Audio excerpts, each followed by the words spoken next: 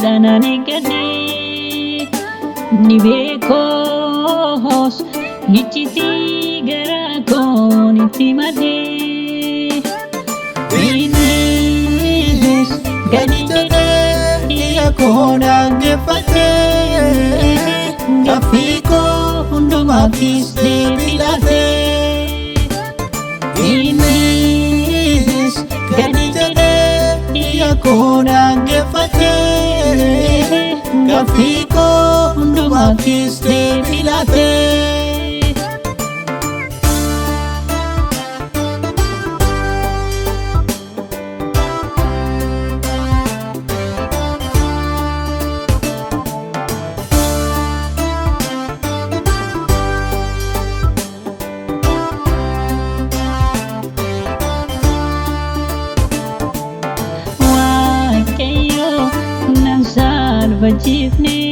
Barbaachifnee gaaffii koosi hin barbaachifnee Waaqayyoo nan saalfachiifnee deebii koosi hin barbaachifnee Dhukkee akka suphee nama qabu keessaa harkisiitu na baasee. Guddaadha humni isaa. Dhukkee akka suphee nama qabu keessaa harkisee na baasee guddaadha humni isaa.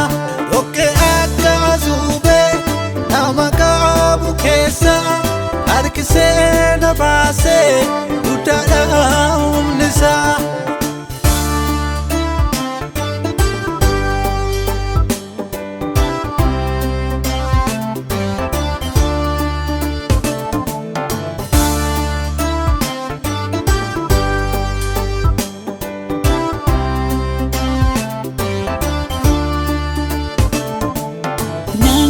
Garasaati dhiyaatee dhibee garasaati timatee eenyutu saalfatee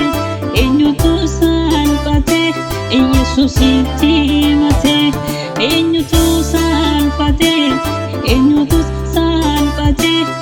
Yesuusitti himatee eenyutu saalfatee Yesuusitti himatee eenyutu saalfatee Yesuusitti himatee. Ani Waaqayyoon garaa guutuudhaan ani gadhee ni beekos nichitii garaa koon itti madee innis gadi jedhee koon dhaggeeffatee gaaffii koo hundumaafis deebii laatee innis gadi jedhee koon dhaggeeffatee gaaffii koo hundumaafis deebii laatee.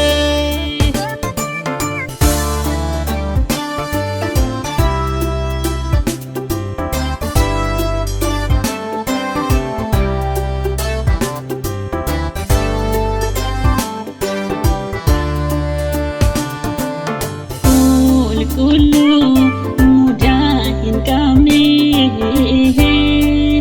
jaalalli keessi dhumaaf daangaa hin qabne qulqulluu mudaa hin qabne jaalalli keessi dhumaaf daangaa hin qabne lubbuu keessa naaf laattee hin baraarsiifannee. Gaarii akka keessoo